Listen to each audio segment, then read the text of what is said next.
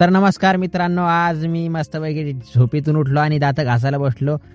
अच्छा, दात घासून मस्तपैकी कडक कडक चहा हाणला. असा चहा भारी होता ना, तर सकाळची झोपच उडाली राव. ठीक है.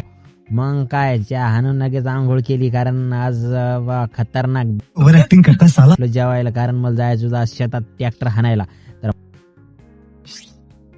तर मग काय ट्रॅक्टरची चाबी घेतली आणि गार गार गार फिरवत ट्रॅक्टरला मारला शेल्फ आणि आलो शेतात. हे बघा मित्रांनो, एवढी पाळी मी मारली दुपारपर्यंत. आता देतो ट्रॅक्टर लावून आणि जातो परत घरी चहा घ्यायला. चहा घ्यायचं म्हणजे कसं आहे माहिती आहे का मित्रांनो, ट्रॅक्टरला कसं डिझेल लागते तसं मला चहा लागते.